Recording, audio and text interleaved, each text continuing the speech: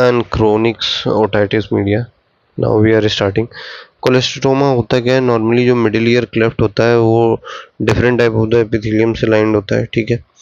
Different region that is ciliated columnar in the anterior and the inferior part, ठीक है। जो आपका middle ear होगा, ठीक है, उसका जो एंटीरियर पोर्शन है और इंफीरियर पोर्शन है, ये आपका सीलिएटेड कॉल्यूमनर एपिथेलियम से लाइंड होगा, ठीक है। Cuboidal in the middle part and the pavement like in the attic part, ठीक है। क्यूबॉइडल मिडिल पार्ट में उसमें आपको क्यूबॉइडल मिलेगी और पेमेंट लाइक मिलेगी एटिक पार्ट में। ये पीछे वाला एटिक पार्ट हो गया, ठीक है। तो cuboidal in the middle part and the payment like in the attic part, ठीक है। Middle ear is nowhere lined by keratinized squamous epithelium. कहीं भी मिडिल ईयर में ये नहीं होता है। This is called keratinise squamous epithelium, ठीक है। ये जो केराटिनाइज स्क्वामस एपिथेलियम होता है ये प्रेजेंट होता है presence of later type of the epithelium in the middle ear or the mastoid that constitute a कोलेस्ट्रोमा। अगर ये तुम्हारे मिडिल ईयर में प्रेजेंट हो जाए, ठीक है, केराटिनाइज स्क्वामस एपिथेलियम, इसका मतलब कोलेस्ट्रोमा होता है। In other word the cholesteatoma is the skin at the wrong place. The term that cholesteatoma is the misnomer because cholesteatoma misnomer क्या है? Because it is neither contain cholesterol crystal, ना तो उसमें कोई कोलेस्ट्रॉल क्रिस्टल होता है, ना ही it is tumour to merit its suffix that is oma, ठीक है। However the term has been retained because of the wider use, cholesteatoma हम बोलते हैं उसको, ठीक है। ना तो कोलेस्ट्रॉल क्रिस्टल है, ना ही कोई ट्यूमर है, ठीक है, लेकिन कोलेस्ट्रोमा बोलते हैं। एसेंशियली कोलेस्ट्रोमा दो पार्ट कंसिस्ट करता है। एक तो मैट्रिक्स होता है जो कि made up of the keratinised squamous epithelium का, ठीक है। अगर ये वाला फिगर देखो, कहाँ गया, ये रहा, ठीक है। कोलेस्ट्रोमा का तुम्हारा मेनली दो पार्ट होता है। एक तो मैट्रिक्स होता है, ठीक है। मैट्रिक्स जो होता है उसमें स्ट्रेटिफाइड स्क्वामस एपिथेलियम होती है ये पूरा, ठीक है। केराटिन मास होता है ये, देन फाइब्रस स्ट्रोमा होता है, ठीक है। देन ये पूरी बोन है आपकी, ठीक है। यही है structure of the cholesteatoma. Essentially cholesteatoma consist of two part. एक तो मैट्रिक्स होता है जिसमें केराटिनाइज्ड स्क्वामस एपिथेलियम मिलेगी resting on the thin stroma of the fibrous tissue. दूसरा सेंट्रल वाइट मास होता है जिसमें केराटिन डेब्रिस होती है produce by the matrix. The matrix खुद ही केराटिन डेब्रिस प्रोड्यूस कर रहा होगा, ठीक है। For this reason it has also been named as epidermosis और the keratoma. The origin of the cholesteatoma अगर बात करें तो genesis of the cholesteatoma is the matter of debate. Any theory of its genesis must explain how the squamous epithelium appeared in the middle ear cleft. The various views are presence of the congenital rest cells. Congenital rest cells का presence हो सकता है, उसकी वजह से होगी, ठीक है। Invagination of the tympanic membrane from the attic or the posterior superior part of the tensa in the form of the retraction pockets. Tympanic membrane from the attic and the posterior part of the pars tensa in the form of the retraction pocket. इसे Whitmack's theory बोलते हैं, ठीक है।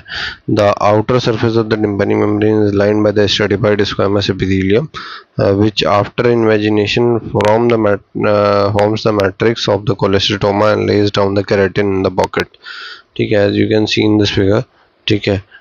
This is the picture of the formation of the retraction pocket, ठीक है। this is your tympanic membrane and here it is they are forming the retraction pocket. यहीं पे आपका सेलुलर मैट्रिक्स वगैरह बनने लगता है अल्टीमेटली।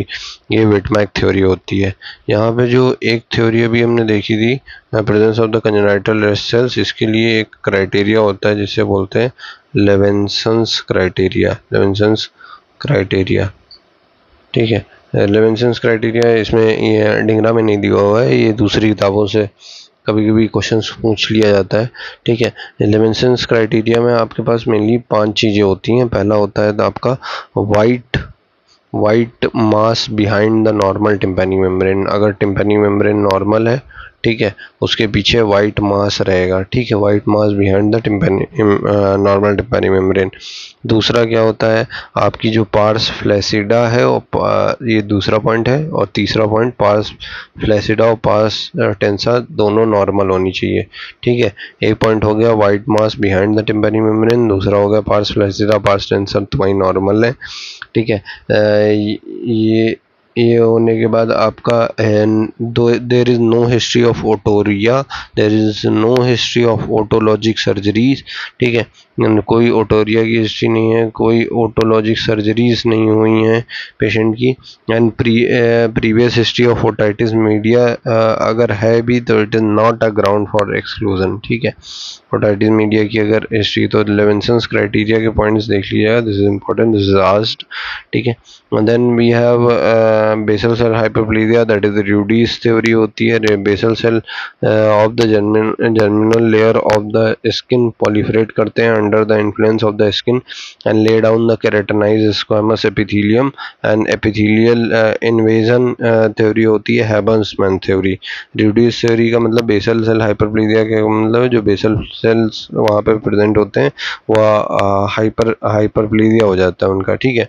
स्किन पॉलीफरेट करने लगेगी, इन्फ्लुएंस ऑफ द इन्फेक्शन के इन्फ्लुएंस में केराटिनाइज्ड स्क्वामस एपिथेलियम बन जाएगी, अल्टीमेटली र्यूडीज की नॉर्मल थ्योरी थी, ठीक है। रिट्रैक्शन पॉकेट वाली तुम्हारी विटमैक थी, र्यूडीज की बेसल सेल हाइपरप्लेजिया की थी, हैबरमैन की तुम्हारा एपिथेलियल इन्वेजन की थ्योरी थी, द एपिथेलियम फ्रॉम द मियाटिस और the outer drum surface grows into the middle ear through the pre-existing perforation, especially in the marginal type where the annulus tympanicus has already been destroyed, ठीक है।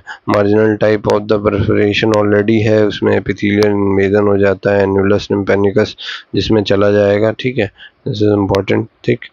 तो epithelial invasion की theory हैबरमैन की थी। Then we have सेडेस की theory, सेडेस की theory बहुत said थी, तो वो मेटाप्लेजिया याद रखो, मेटाप्लेजिया होगा मिडिल ईयर म्यूकोसा का, ठीक है, like the respiratory mucosa elsewhere undergoes metaplasia due to the repeated infection and transforms into the squamous epithelium.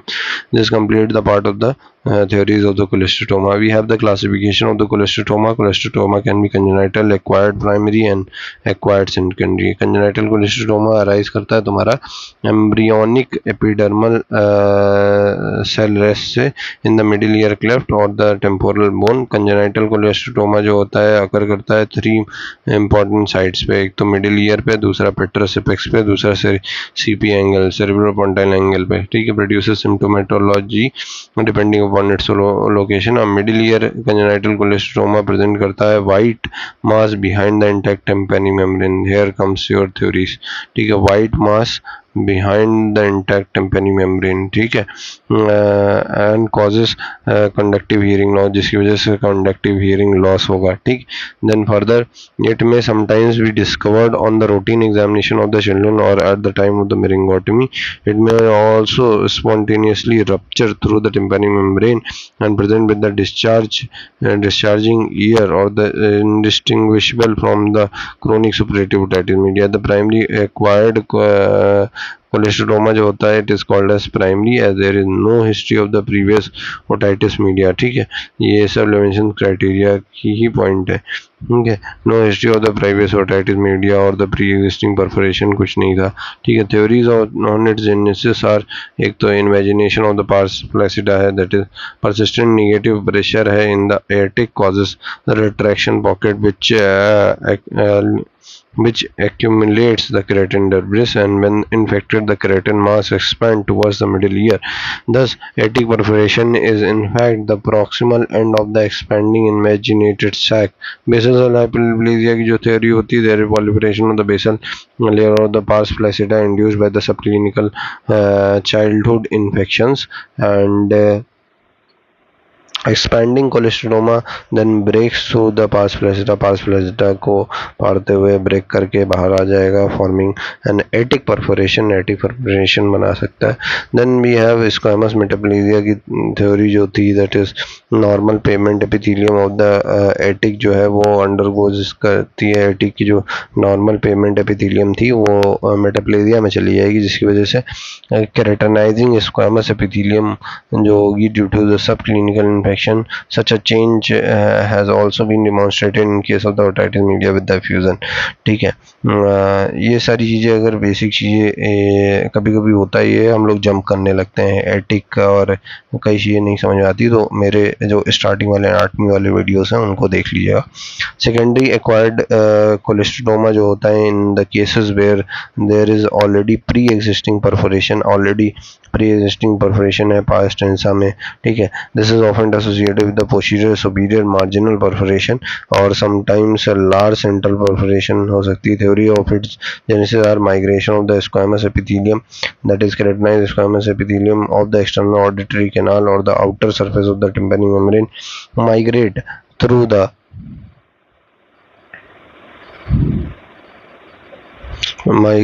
perforation into the middle ear, and perforation involving the tympanic annulus as in the acute necrotizing otitis media.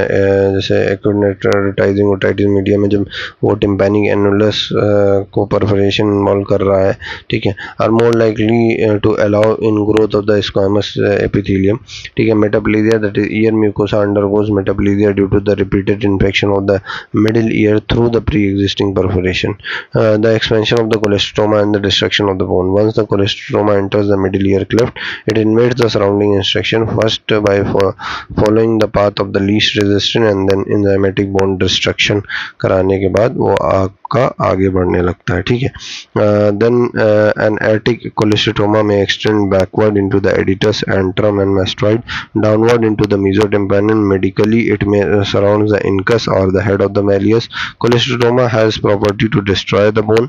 It may cause destruction of the ear ossicle, erosion of the bony labyrinth and the canal of the facial nerve, sinus plate or the tegmen tympani, and thus cause several complications. Bone destruction by the cholecytoma has been attributed by the various enzymes such as कोलेजनेज हो गया, acid phosphatase हो गया, proteolytic enzyme हो गया. ये सब की वजह से तुम्हारा bone destruction liberated by the osteoclast and the mononuclear inflammatory cells seen in the association with the cholecytoma. The earlier theories that the cholecytoma causes destruction of the bone by the pressure necrosis is not accepted these days. तो basically ये जो enzyme secrete होते हैं, proteolytic enzyme हो गया, osteoclast जो secrete करते हैं, जिनकी वजह से तुम्हारा बोन डिस्ट्रक्शन होने लगता है इसमें. ठीक है, we have this chart as Eustachian tube obstruction होगा, प्रेशर नेगेटिव प्रेशर होगा मिडिल ईयर में, जिसकी वजह से तुम्हारा रिट्रैक्शन पॉकेट बनेगी, प्राइमरी एक्वायर्ड कोलेस्ट्रोमा हो जाएगा. Metaplasia of the middle ear mucosa, proliferation of the basal cell, subclinical feature, subclinical infection of the middle ear की वजह से. रिपीटेड इन्फेक्शन है through the perforation, metaplasia of the middle ear, secondary acquired cholesteatoma. ठीक है, acquired एक necrotising otitis media है तो annulus perforation, उसमें मार्जिनल परफोरेशन रहता है, एपिथेलियल माइग्रेशन हो जाएगा into the perforation. Middle ear में बेसिकली आपकी स्क्वामस स्ट्रेटिफाइड स्क्वामस एपिथेलियम आ जाएगी. This is secondary acquired cholesteatoma. ठीक, now coming to the chronic suppurative otitis media, this is the most important point. We will do this in a separate video. ठीक है,